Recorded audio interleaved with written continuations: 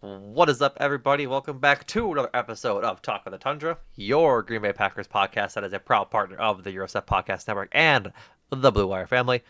As always, I am your host, Numac, coming to you with a preview of the Packers versus the Rams as the Packers fly out to Hollywood, the Sunshine State. That's Florida. What is California State? Does that feel like that's something you would know off the top of your head? Lovely co-host Jordan Tresky. The Golden States, real That's what I was original. gonna say. Oh, I hate myself. Okay, I was gonna say that like that's not right, and then obviously it is right. But how are you doing? Well, I mean, we have to be honest when I we're know, recording this. I know. It is 9:27 p.m. on a Thursday night. Nothing else I'm happened tonight. seeing Nope. nothing else happened tonight unless something did because I'm seeing a trail of headlights right outside my window. Uh, After the Brewers collapsed. I thought nothing else happened, Jordan. Well, it's better to acknowledge things. Trauma happens. We are all sports trauma bonders. That is why we listen to podcasts to recollect our trauma. Yeah, Um, yeah, so it's a little bit raw. It's a little bit numb. Baseball sucks. Baseball is fun. Baseball stupid is sport. everything. It's a really stupid sport, and Stupid it sport. can, these are the nights where very you look into the mirror and wonder why do you put so much investment into a sport Cause and I'm stupid. but you keep coming back. Yeah, cause I'm a addict. Yeah. All right, that's enough Brewers talk. We gotta be positive about the upcoming game against. Just saying we got I to know, acknowledge I the know, pain here. I'm your I know. sports psychologist. It's my new title. Is it? But before we get into the recap, or sorry, the preview of the Packers Rams game this Sunday, we do have to hand out some cheeses this week. Short list of cheeses as the Packers fell to the Minnesota Vikings last week. 31-29, right, Jordan? I'm not mistaken. Yes.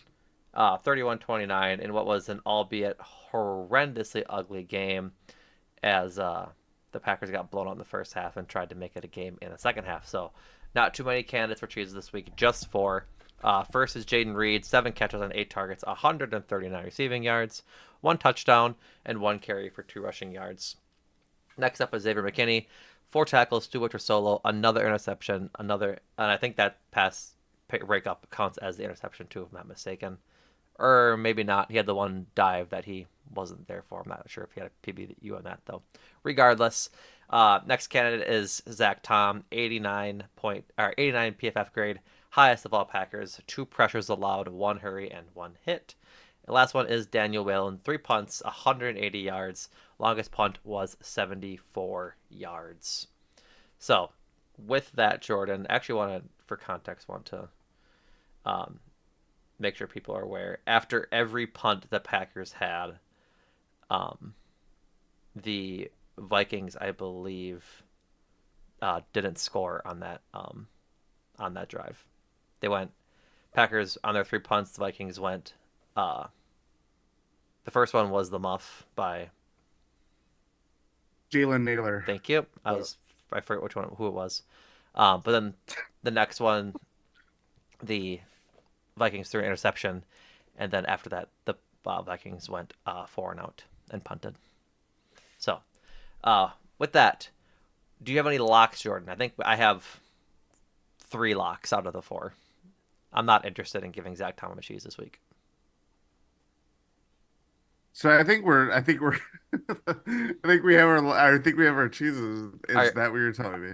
are you were you team Zach Tom? I just we gotta invite some candidates. I had more candidates included, Oh, and then I thought better of it yeah, because it would have been a non-starter. correct. Yeah. Um, I think Tom is definitely worthy of a cheese, but I think the standard is no pressures for the tackles. You know what I mean? Same thing with the guards. Like if you don't allow pressure against um, a good defense, like a good defensive line. I think that's worthy of a cheese. Um, but the offensive line, while good on Sunday, good-ish, I'll say. Um, Tom still allowing two pressures and got beat pretty badly on the hurry that he had. Um, I think just is the negative for him. Plus, he already gave him one this year for his efforts. Excuse me. Hmm. And not allowing a pressure through 4 weeks of football. So I think Daniel deserves one, given his body of work that he was asked to do on Sunday. I'm all for it. Am I highlighting his name? Yeah, I think you can highlight all three of their names: Jaden Reed, Xavier McKinney, and Daniel Whalen. Like We have our cheeses. Jaden Reed continues his absolutely scorching start to the year, and then Xavier McKinney is playing at an All Pro level right now. Like I think those two are just far and away worthy of cheeses. Obviously, Okay, here we go. that's it. Perfect. That might have been the fastest so far we've gotten through cheeses this year. It's, I'm gonna have a feeling that it might be our fastest all year. Mm-hmm. Hopefully. Hopefully, hopefully, we don't want to talk about any more bad losses like that. Bad, quote unquote, contextually and how it worked out. So, all right, that's that. On to the Rams Packers matchup this Sunday. Packers worked out two kickers along with a few other folks this week. This is from Field Yates, and he said this is from Rob Domboski, who's currently locked out of Twitter. Not really sure how that happened, but Rob Domboski is not tweeting because of Twitter issues. Thanks, Elon Musk. I guess I'll call him an idiot. Um, four players trying out for the Packers: kicker Chad Ryland, kicker Lucas Ugh. Harvasek. What is the I am not cheering for a Packers kicker with the first name Chad. I'm sorry. Get out of here. uh, Lucas Harvasek is the other kicker, and then they tried out QB Gavin Hardison and wide receiver. Gavin Newsom? Nope, Hardison and wide receiver. Please some grace with this name. Ladia Trick Griffin. Strong name alert. So, few guys worked out there for the Packers. Some other news and notes. The Packers have designated Jonathan Ford to return from IR, so that opens up his 3 week practice window, if I'm not mistaken, is how long that is. How long that window is. Um, my apologies. I can't find his initial injury, which is not concerning, but I forget what it was. If it was a back, I forget. But regardless, Jonathan Ford coming back soon, um, opening up his window, and then Christian Watson uh, avoids IR with his ankle injury that he suffered in the first half against the Vikings, so that is good news. Um, from the floor on what looks like to be Tuesday, or I'm sorry, Wednesday. Quote, just talking to him today, we got lucky, dodged a drill bullet there because that looked pretty ugly. He's definitely in good spirits. He's going to do whatever he can to get back as soon as he can. Um, really sinks that he got injured, obviously. But like, I know you and I have talked about snake bit and Christian Watson, and I think it just stinks that um, that's how it had to be. Like, it wasn't his fault. Just a bad injury on a roll up from a defender on a football play. Like, it wasn't like he was getting a swing pass in the flat, pulling up and then falling to the ground. It was just a bad play. Yeah, I again, we talk about the importance of Christian Watson, and you know, we're not um gonna say that the Packers are better without Christian Watson because we have seen what the Packers look like with Christian Watson, and he undeniably gives them a jolt, a talent boost. Um, but yeah, like there are just some athletes that whether it's their, I mean, none of these injuries are their own doing, and he's still figuring out, even if it's his third year. But there's just some players that just kind of have this specter hanging over them, whether it's like an Andrew Bogut situation. You know what I mean? Like, I'm not, these are just thoughts are just rambling in my head, but like that is just the thing that I just keep coming back to with Christian Watson is that he can't help that he's triple covered or the way that the throw comes in and the defender dives in, his body gets tangled up like a pretzel and now is out at least going to be for this game. We'll see what how it goes after, but you know, it is just the way football is played, but Right. you just want to see him healthy. That Yeah. is the thing. We know what we have with him. It's not this unknown. Right. It's just how what Can't he stay what on the is field? yeah, what is unknown is how long can you have him on the field? That's the biggest thing. It's Yeah. why like eventually, as much as I'm always gonna be a believer in players and believer in their talents and everything like that, but Mm-hmm. it's a matter of counting on them when you need it. And he can't help it that he has this little asterisk around him, but it is just how it is. Yep. Precisely. Um, looked it up. Jonathan Ford had a calf injury in this preseason finale. That's what kept him out of the kept him out on IR to start the first 4 weeks of the season. But yeah, 3 week window to bring it back or to have him come back, and then if he doesn't come back, he'll be back on IR for the rest of the season. So assuming he'll be back sometime in the next couple of weeks. Regarding Christian Watson, Zach Cruz reported on Packers Wire that he'll Watson will almost certainly this week. Um, Miss this week against the Rams, and then be day to day after there. As LaFleur said, Watson will miss quote a week or so. So we'll see. I would imagine the next 4 games for the Packers are the Rams, the Cardinals, the Texans, and the Jaguars. I would honestly assume that he misses the Rams, misses the Cardinals, and comes back against the Texans in that matchup. Yeah, So, yeah, but maybe not. Coming back against an AFC opponent, that doesn't matter. Kind of similar to what Christian or Jordan Love did, sitting after the Colts and the Titans game. Maybe they keep him out an extra 3 weeks and bring him back against the Jaguars or something like that. Or maybe he's back sooner. Who knows? We're not doctors.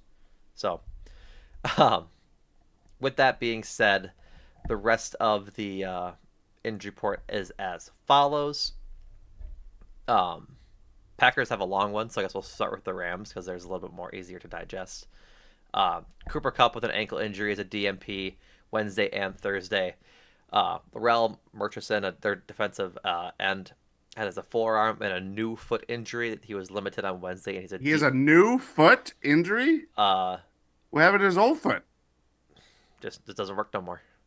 It don't work no more. Don't work no more. But it's bolded on the injury report, so I'm assuming he suffered it in practice. So he was limited on Wednesday, a DMP on Thursday. Darius Williams, their cornerback, has a hamstring injury. He was limited on Wednesday. He was a full participant on Thursday, as was Demarcus Robinson, who was limited on Wednesday and full on Thursday with a hip injury. For the Packers, theirs is a lot longer, as I had mentioned.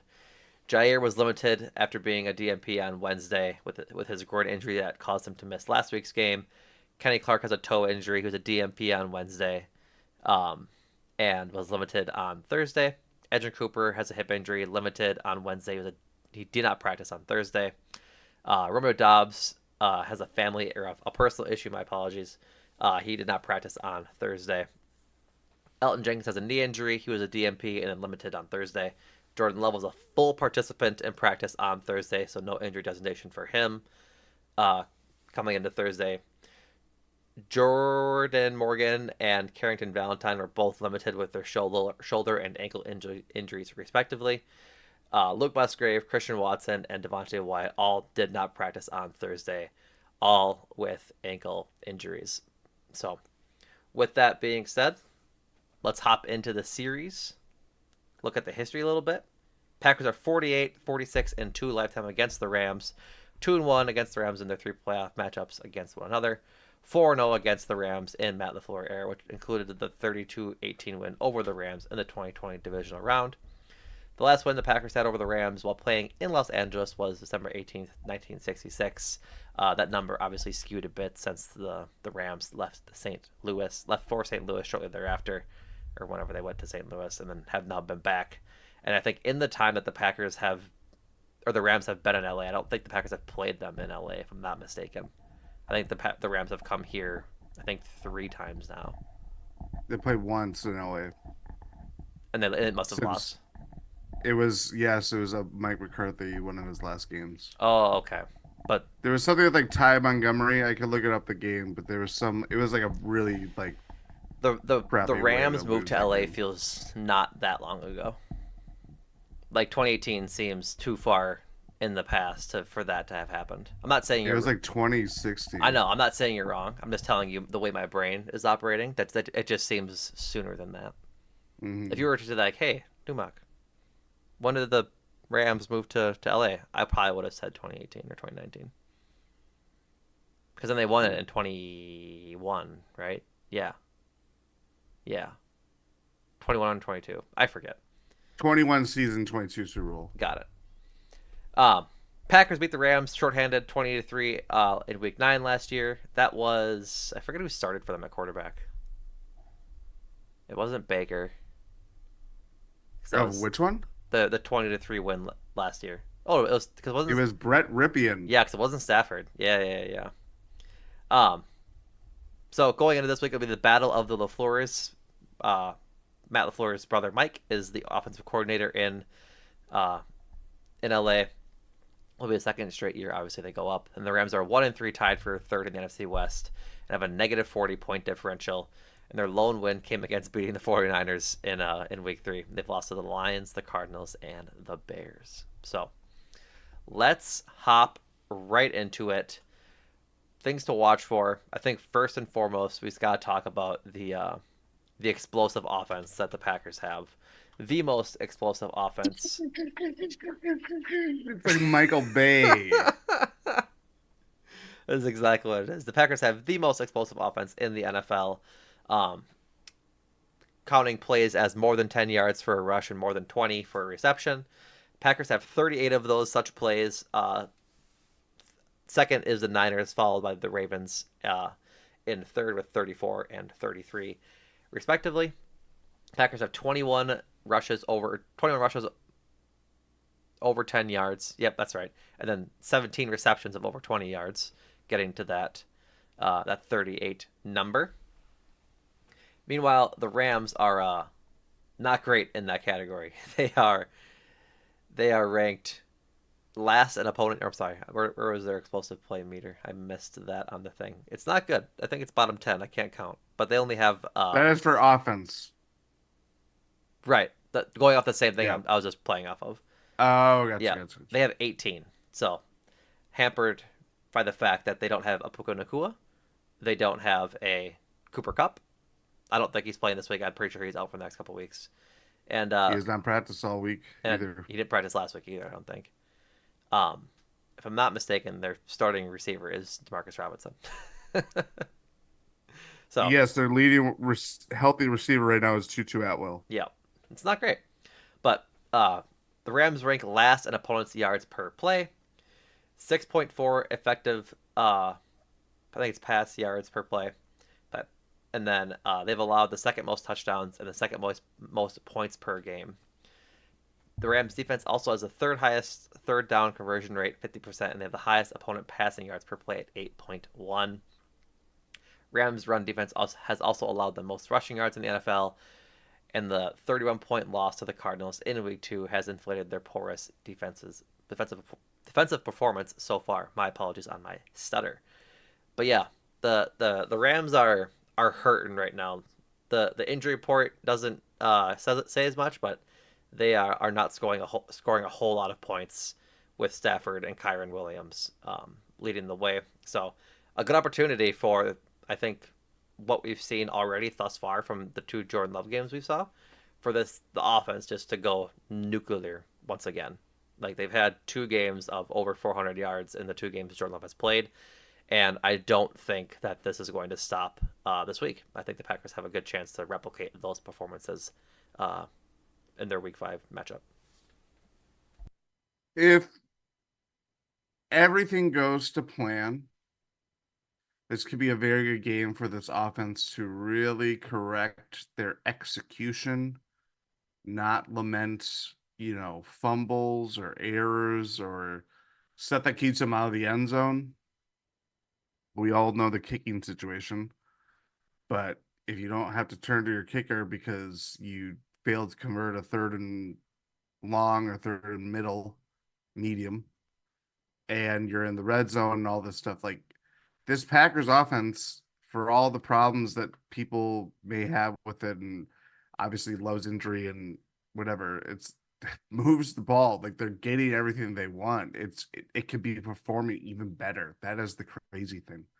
So yeah, like this could be just like a get right kind of game in a lot of ways. And that could be felt in just how the Packers look, just more consistency, not putting forth, a 7 point first half. Really, it felt more like a 29-point second half. um, but I digress. It's just there's a lot to look at with the Rams. And really like how they played last year. This is like high score. They lived kind of run and gun. You know what I mean? Like even like look at their playoff loss against the Lions. I believe that was like a 40-33 game or something like that. Yeah, They their defense, even without, we already knew that replacing Aaron Donald and what a seismic shit that would be of not having that cornerstone player. That was already going to be, you know, franchise altering. But their defense has just not come together. They've been besieged by injuries, whether it's been not their offensive line, obviously with their wide receiver core, but their defense has been hit too. Like there's just a lot of factors that are going into why this team is struggling. And if a team like the Cardinals, who are very young and very exciting, they have, one of the highest, if not the highest wide receiver taken in the draft this year. Kyler Murray, for all his faults and playing of Call of Duty games rather than looking at a playbook, he could still sling the pill, as they say. Um, I just think the Packers are just a more professional. Like the Cardinals game should be replicable for this Packers team. You know what I mean? They yeah, have a high-powered offense. They have all the ingredients there, and this Rams defense just kind of blows right now. Like I don't. They were always kind of a team that it was hard to kind of feel like what it was going to be like coming into the year because Kupp was coming into like a banged up last year. Puka Nacua was a revelation, but there were some rumblings going into training camp about how he was doing after his rookie year. So it could just be a perfect storm of injuries and just all these things that are befalling the Rams. And yeah, I just think this presents best case scenario a get right game for the Packers offense to just run wild. And I would love to see it. yeah. I think having a first half like the Vikings had against the Packers this past week would be fantastic.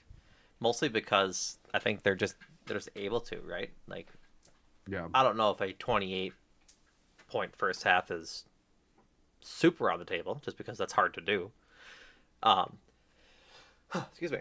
But between Jaden Reed having a monster start of the year, Josh Jacobs still having I think a decent start to the year.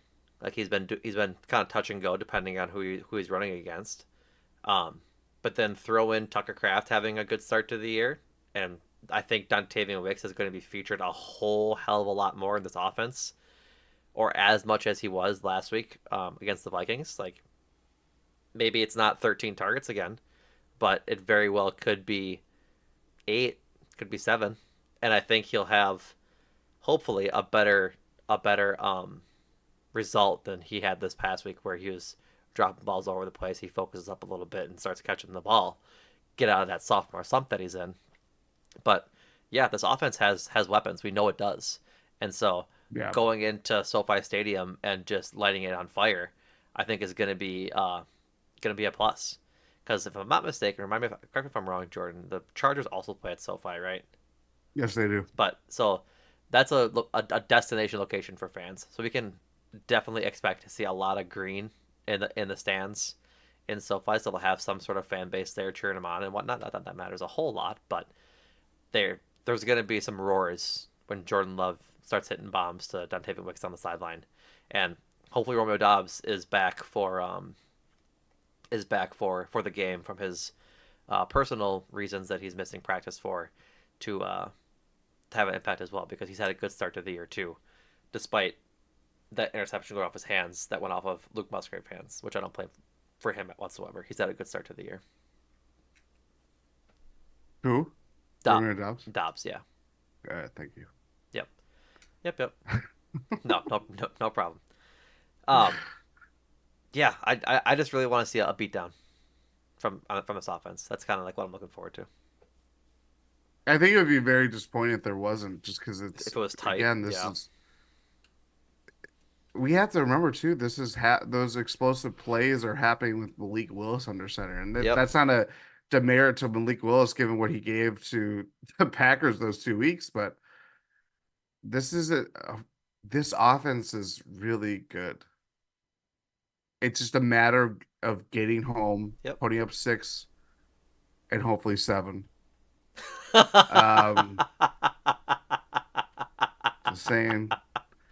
Um, they have the ability to get into scoring position every drive. Quickly too. Yes, that's and it's the makeup of this offense too. Is that we're talking about the passing game and how you can exploit the secondary of the Rams and just run wild and or pass wild on them. But you can also run wild on them too because you have Josh Jacobs, you have Emmanuel Wilson, who's the Titans game was a good breakout game. Can you stack those moments together? Can you stack those performances together? There's just a lot brewing in a positive direction. You can just feel like one of these games they're gonna rattle off like this explosive offensive performance, not to just keep using the explosive term, but that they're just at that level and you just want to see it on full display. You want to Mm-hmm. see God, I am struggling to get the Not say explosive. there's a phrase in my mind that I can't say it. You go. I'll just say I'm Oh, gonna. what? I'll just say I agree with you. Want to see the big chunk plays from the team and just move that ball down the field.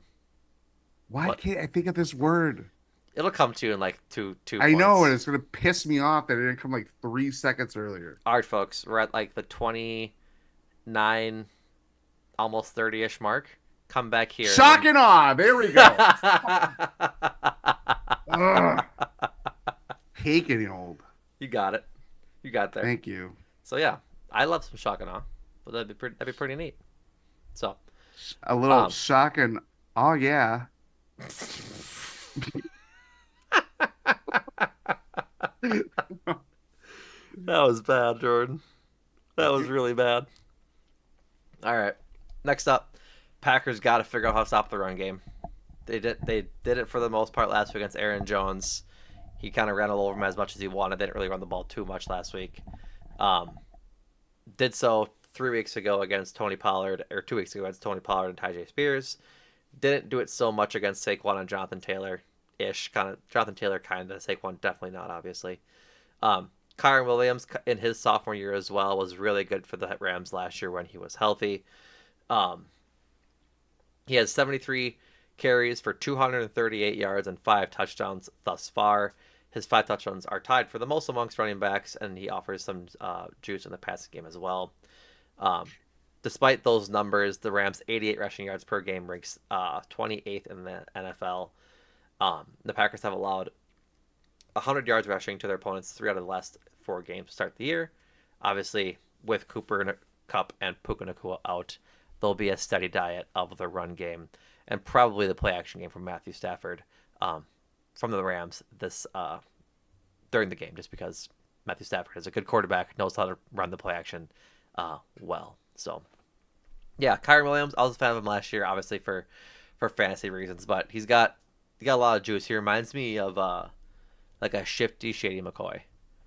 Like not that Shady McCoy wasn't shifty, but like smaller running back, does a decent amount of jump cuts, but can still put his shoulder down when he needs to and get some good yards. Hmm. Hmm. I like that. Now he is I have him in a fantasy league. He's very good. He's a very good running back. And when you're down as many playmakers as the Rams are, you got to lean on the guys that get you there. Yeah, I mean, like this is the for them, this game is very the strategy is simple. It's play a very possession heavy game. Yeah, And you like have time of possession for them is going to be huge this game. If they can hold the ball for 8 9 minutes up a possession, that's good for them because you're keeping the Packers offense off the field and you're wasting clock. And if they can get touchdowns out of those, that's obviously good. and again, this defense, there are certain elements of it that we have enjoyed. There's certain elements that we still don't know what way it leans. Obviously, having reinforcements, your starters in would help versus what we saw in the first half of the Vikings game. But I just think the run defense is always going to be the biggest. It's going to be the biggest bellwether. This team can do things to disrupt the passing game, whether it's pass rush or takeaways or whatever. But even still, like it's those can be backbreakers of just chugging out like 4 or 5 yard runs, and you're getting first downs, you're sustaining drives. This Rams team, I don't think we are both overlooking it, even though we know that they are very depleted. I'm still going to give Sean McVay you know, a healthy dose of respect for Oh yeah, putting out the best team that he can. obviously, yeah, But it is just a difference of, like you mentioned before, when we're talking about Tutu Atwell, Demarcus Robinson, I believe Tyler Johnson of University of Minnesota fame. I think he got cut by the Buccaneers. Like their wide receiver core is just these guys are fighting for jobs, and now they're thrust into 1, 2, 3 roles. I believe their starting tight end too, Tyler Higbee's been out. yeah. So they're trotting out So Colby Parkinson. yeah, which He's you know fine. he's He's fine, he's fine. but it He's is just a body. Yeah. That's kind of where Well, they're at yeah, that and Tyler Higbee has been like an important part of their offense when he's been healthy. Like he's been, for multiple years too. Like he's yeah, he's kind of he's good. grown with them. Yeah, yeah, he's good. Um, and I think with that, uh, talking about like shutting down Kyron Williams is putting pressure on the Rams offense. The the Rams offensive line has been pretty good between their starting. Looks like they're starting five. They only have 6 pressures allowed this year. Like they're pretty good and not letting people get home towards Matthew Stafford. But it looks like they've had a couple of players. Only two of the. Oh yeah, that's what it was. The Rams line is depleted as hell. Yes. I forgot about that. They talked about that a lot during the Rams game against the Lions, where there was like fourth string linemen getting home or like there. So with that being said, I'll recant my statement. And then if they can get home against some of these depleted old line guys, maybe Rashawn Gary can pick himself back up because that has been kind of the talk of Packers Twitter and Packers analysis this week is that Rashawn Gary I think has had 1 sack in the last 11 games. If I'm Yeah. not mistaken, I think we talked about that stat on Sunday. Um, but yeah, it's just not good. And so if they're going to be as hurt as they are, which I'm not sure if they are, oh yeah, I'm sorry, they have 1, 2, 3, 4, 5 linemen on IR, 6 linemen. My apologies. So It's not good. That's more linemen than you could put on the field at sometimes. that is that is true. That their only position. I'm sorry, it's 5. They counted Jonah Jackson for 2 positions, which is a stupid thing that uh that uh Versatile. that ESPN does. Well, no, they're just listing players and the I that position twice, so it is 5 players. But yeah, it's tough out there for them. So if they can get home and they can start like really attacking guys, like Matthew Stafford could be in trouble. And I would bet we see some of the ears being pinned back from them this week because Matthew Stafford at his age isn't very mobile. He can scamper, but he's not gonna run a read option, or they're not gonna drop a QB draw up the middle for him. You know what I mean? Like I think Yeah. there'll be more attacking of the line than there is um, in previous weeks, like the game against the Jalen Hurts and Anthony Richardson. Yeah. Agreed. So moving on the other side of the ball, the line of scrimmage is going to be an important part of the win cons for the Packers. As we talked about earlier with Zach Tom letting up a few pressures this game or the last couple games, yeah, in the last game against the Vikings, the line's been pretty good. I think overall, haven't seen a lot of Malik Willis and Jordan Love on their backs. I think they've been, I guess, what's the word I'm looking for? Penalty happy. That's not really the word I was Yes. looking for. Subjected isn't the right word. They've been Well, and a committing. lot of They've been if we committing a break lot of down the penalties. yeah, if we break down a lot of those penalties, like I think it was the Colts game, there were a lot of the ineligible man downfield That penalties. I in think the that was illegal like formation, yeah, illegal formation. That obviously holding is just going to happen with any offensive lineman. yeah, Um, false starts, I believe too. But yeah, like it is. There's a lot of things that have to clean up with just discipline yeah. and just cadence I work. think that's the biggest thing is that their discipline has been bad as of late. Yeah, I mean, when's the last time we've seen Elton Jenkins have this many penalties through the like over a stretch? You know, like that's a good question. it's not been good for him for sure. I'm trying to pull up um, those stats really quick about penalties. Elton Jenkins has 3 penalties assessed to him. Rasheed Walker has 5. Like it just wasn't good. Looking back to last year, Elton Jenkins had 5 the entire year and 1 declined. Rasheed Walker had 10 for the entire year and 3 declined. So he's been a bit not problematic, but he's always had a penalty issue it seems. But yeah, they just need to be more disciplined. Stop holding. Like I think the most frustrating thing about it is like the NFL's crackdown on illegal formations. Like that's not an NFL. Like I'm not mad at the NFL for doing that. It's fine. Like I don't know Yeah, why they have a stick up their butt to do it, but if they're going to, you make that change, and you notice that the league trend, or the trend around the league is that refs are calling the legal formations more often, and then you fix it as such.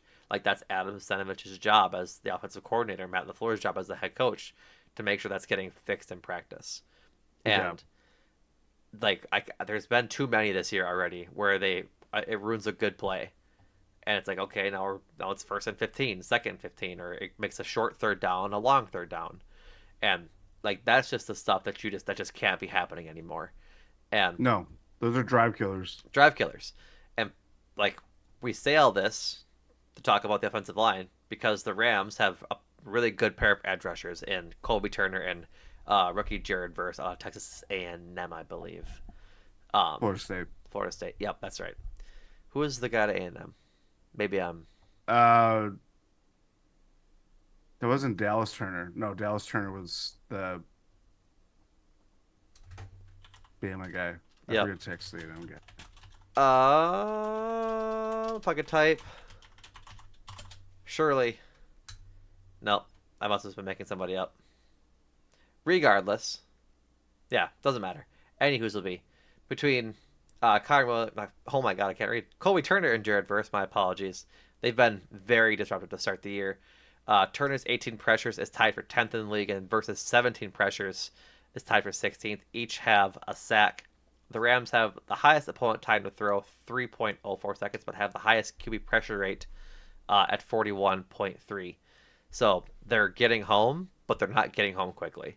So they're gonna get there, but the quarterbacks are gonna have time to throw some throws, and I think as that pertains to Jordan Love, that's good, right? Jordan Love's been a good pocket passer this year. It gives them more time to step into a throw, not be so rushed in the pocket, and have a chance to actually like get some throws up and stop throwing them at the shins of his receivers.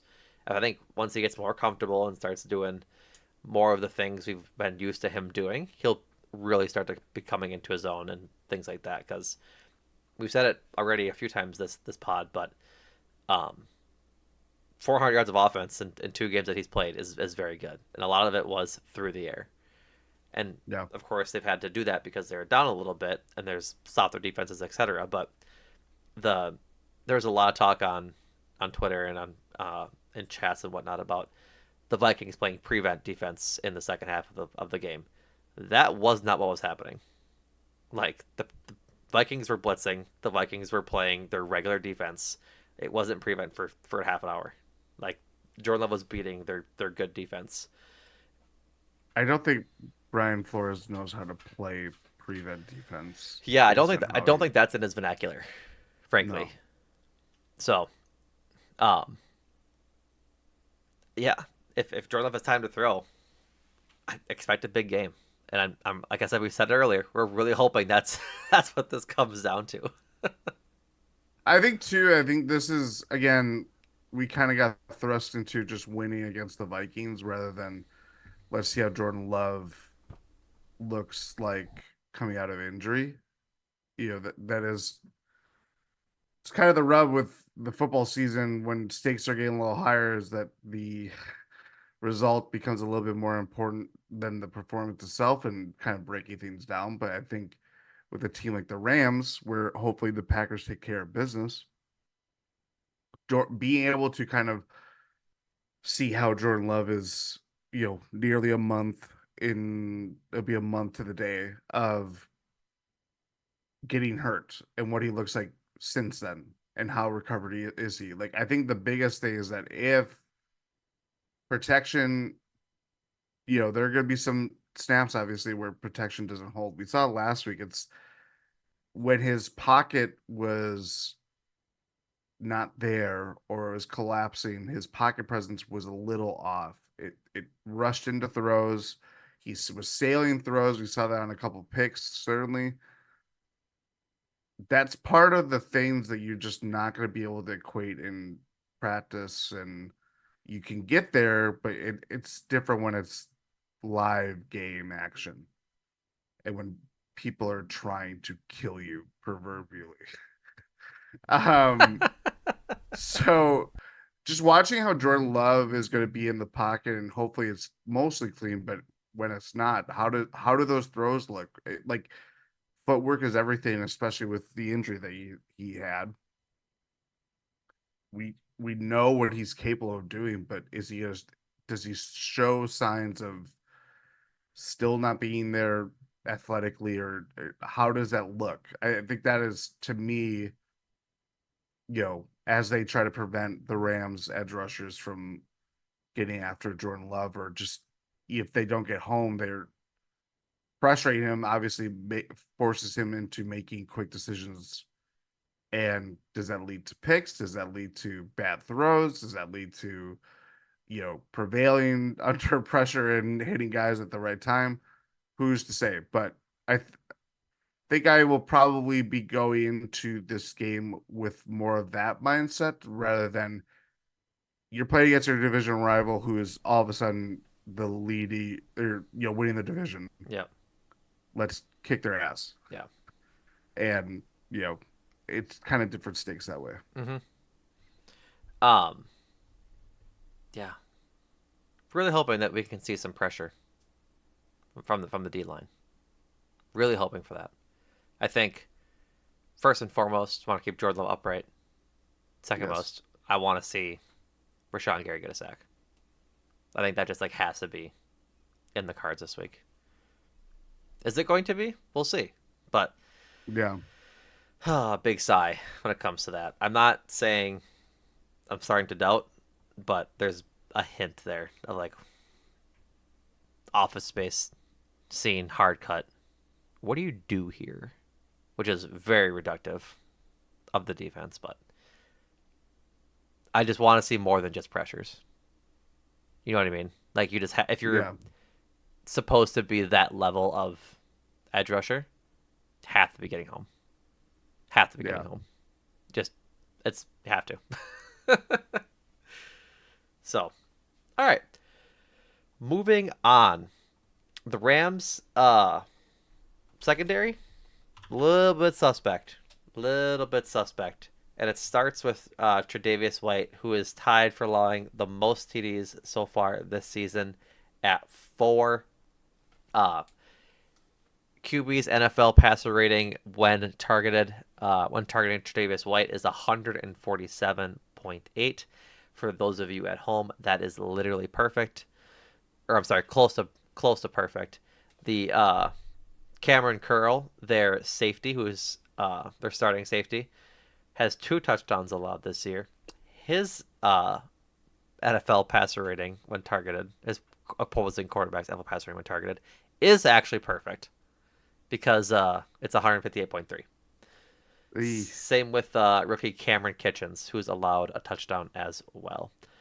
For context, Tre'Davious White has been targeted 13 times and allowed 9 receptions for 151 yards. Cameron Curl has been targeted 6 times for 6 receptions for 99 yards and, like I said, 2 touchdowns. And then Cameron Kitchens, that rookie, has 5 targets, 5 catches, 104 yards, and the touchdown. So obviously that might be inflated from that Arizona game a little bit, but their other corner, Quentin Lake, has been targeted 15 times for 10 catches and 168 yards. Um, Tre'Davious White has had 5 penalties called against him. Quentin Lake and Cameron Cole have each had 2, which is a lot for corners through 4 games. Like if like Tre'Davious White getting called for 5 in 4 games is, I'm sorry, called for 6. One was declined. 6 penalties in 4 games is is a lot. So I think you're going to see a lot of Dontavian Wicks on Tre'Davious White. Like I think pretty certainly, because I forget who tweeted it out this week on the Packers beat, but Dontavian Wicks was really good at getting open against the Vikings, like really really good. He has the highest separation. Zach Cruz has been Yeah, on it. He has the highest yards of separation in the NFL, which, considering what he did last year, that's not that much of a surprise. not much As that was a crazy as it is. yeah, not a surprise whatsoever. But stick Dontavian Wicks on Tre'Davious White or try and play that matchup, and it's seemingly that Travis White's gonna have a hard time keeping up with them, which could lead to penalties, holdings, DPIs, all that kind of stuff. And if it doesn't, he's probably separated from him. Hopefully, Yeah. that's the idea, right? And so, as we've been talking about, like this the secondary isn't good. They're looking at their coverage grades. There's only 2 players that have either a green or a blue grade. One is a backup safety, John Johnson III, who has been targeted 5 times um, for 4 catches and has an interception this year. They only have 1 interception, and that is from John Johnson. And then their other backup safety, Jalen McCullough, has a 75.4 grade, and he's only been targeted. He hasn't been targeted at all, actually. Has made 1 tackle and 1 stop. So say that for what you will. Only in 12 coverage snaps, though, so take that with a grain of salt. But the guys with the most coverage snaps: Travis White, Quentin Lake, Cameron Curl, Colby Durant, and Troy Reader, their linebacker, all with the most snaps, all over 100. Not good coverage grades. Just not good whatsoever. And they've all allowed a decent amount of yards. Uh yeah, it's not good. So this is more of the evidence of why you and I, Jordan, are talking about hopefully an absolute explosion of offense this week. It'll be curious to see how Darius Williams, his return. I know he's a full participant in practice today. How that affects the secondary because he is a good corner. At least he was coming off a good year with Jacksonville. Believe this would be his NFL debut because he's missed all weeks so far. Um, but yeah, this is kind of the Rams secondary and how it was last year too. Like the corners weren't that great. Um, they had good safeties. They made a lot of overhauling with that, and making a bet on Tre'Davious White, who's coming off an Achilles tear, um, is inspired. But when you put it to practice, and he might not be at fully recovered, or you're still working from going through such a you know tough injury to bounce back from at a older age in NFL years, but yeah, there could be a little bit of picking on him going on, certainly with those numbers. And I wonder if the Packers will kind of follow suit. Hmm. I'd hope so. I'd really hope so. That'd be the smart Makes sense offensive game too. plan to do, right? Like just start picking on him. Start picking on him. Pick on him, and just hopefully it leads you to victory. All right. Anything else to talk about before we get into players to watch, fantasy players, and predictions? No, let's get into our predictions. All right. It is your turn to go first, my good sir. Who is your first player to watch? Um, Jaden Reed, just because I want to let's ride the lightning. The guy is there are so many. What he is electric. He is nature's electricity. Yes. You see him just crackling all over the field. I just want to see him just rack up these insane gaudy performances. Me too. Um, so yeah, I think he truly is a superstar, and I just want to see more of it. I'll say a star. Superstar is, I think, a second too It's soon. it might If be he too goes for soon. another 150 touchdown thing, like 7 catches, 150 touchdown, I think he's approaching that superstar threshold. You make your pick, and I'm going to refer to Packers dope sheet, the best thing that any NFL team does. Okay. Um, because there are some knowledge drops, some shock and awe on this dope sheet that I have to refer to you. My player to watch is Jordan Love. Full participant in practice today. Coming another week off of his injury, I think we need to see Jordan Love actually like out there wheeling and dealing. No more of the low throws at the ankles, making it hard for guys to go get balls caught down there. Really, just like sh- short stringing, just throwing balls short is what I'm trying to say, and start rifling them into their chest so they can catch them and get some good yards after catch. Because I think there's a lot of instances last week where if he just puts the ball on target, and given they catch it, their receivers do, then I think that game looks completely different, especially in the second half. So I'm looking for Jordan Love to have a big week, get back to his old self that we saw at the end of last year, and really just make a statement to everyone who was kind of doubting him this far. Not that there's a lot of people doubting him, but there's haters as there always will be. But basically, shut them up for a week and say, hey, I'm him. Go out there. I'd love to see a 3 touchdown, 4 touchdown, 300-yard game from him. That'd be pretty cool. So yeah, I'm going Jordan Love. All right, I have here we go. All right. This is from Jacob Morley. He credits the Packers dope sheet, but I can't find it on the website. Jada Reed, the only player in the league since the 1970 AFL NFL merger to post 80 plus receptions, 1,000 plus receiving yards, 10 plus receiving touchdowns, and 200 plus rushing yards in his first 20 NFL games. Wow. Yeah, That's we got we got something special. yeah, he's cooking. I'm all about it, frankly. I'm all about it. My Rams player to watch is going to be Tre'Davious White. I'm gonna pair mine up like that. Let's see if we can Mhm. really make his life miserable. Ram to watch. I think Stafford, just because he's the head of the snake. As much as we talked about Kyron Williams, Yeah. Stafford can elevate even pedestrian wide receivers. He could still be a problem for this defense.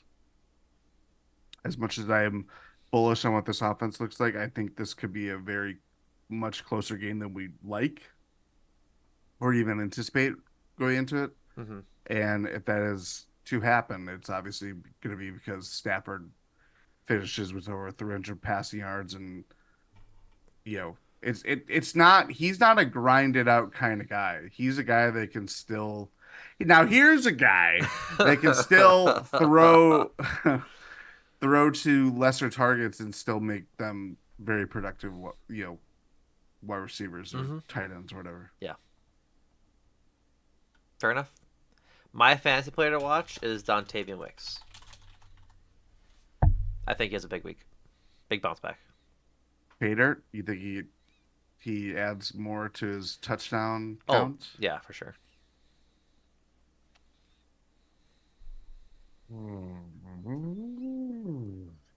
Could we be overthinking this? Could this just be a big Josh Jacobs game?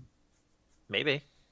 I think the secondary is too good for them to be running the ball that much. Not that they won't, but like He might just rattle off like a huge. he could. It's very appetizing. There are a lot of appetizing choices. Let me see what they've I'm gonna go allowed. Josh Jacobs. All right. I'm gonna ride the lightning. You keep saying that. Yeah, I know. All right. Predictions. I believe it is now my turn to go first. Since It is. yeah. Packers 38, Rams 17.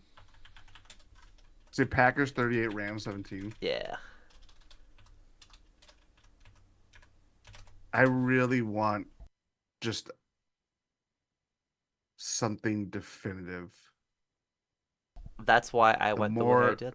the more I think about it, the more I think this game is gonna be closer. But the LaFleur's had the Rams number, and this is a Rams team that is largely no different than what it was last year. Don't know why you got to say that, Just saying these things, frankly. thinking them out of. We're gonna go Packers 35 because I don't want to see Braden Armisen touch grass or whatever He will be turf that they touching have. grass if it's 35. The real grass. He will be touching the football field if it's 35. No, it's Daniel Whelan. I love that I got that reaction. Um, Packers just strip away their extra points. Packers 35, Rams 21. I'm gonna go very vanilla. Works for me. Excuse me. All right, folks. That's it. Packers play at 3:25 on Sunday, if I'm not mistaken. Yes. So, uh, on CBS. I think that's the It's uh, the A team. yep, the 18. They get Jim Nance and Tony Romo, and you go, ooh, Oh, I ah. don't know about that one, Jim. I don't know about that one. So, yeah. Or he'll just be like explaining the overtime rules in a terrible moment during the biggest game of his life. Oh yeah, Good God. that was bad. Now remember, just Ah, because the time runs out. that's off. We're good. I don't need your Tony Romo impression in a Super Bowl. Now, what he was thinking there was he was thinking this, he was thinking that, and oh, Doritos. God. All right, folks. Appreciate you all listening. Go check out gspn.info for all things GSPN. Win in six as and Eurostep Podcast Network as the Bucks get their season underway in about 25 days. I'm pretty sure. I think they start the 28th. Um, whenever that may be. But go listen to Cruising for a Bruising as they need your one last listen for this season. I think that'll be up sometime this week. I don't know when they're gonna post that eulogy, but go check out GSPN Substack for all things. Like I said, GSPN premium feed, $8 a month. A lot of good stuff going on there. Actually, I should say Jordan has been writing a lot over there, so kudos to him. A lot of good articles coming out of the fingertips of Jordan Tresky, as well as the boys. Ty wrote a recap of the Bucks media day and the highlights from that. So a lot of good stuff. $8 a month plus GSPN After Darks, which are always fun. So we'd appreciate it.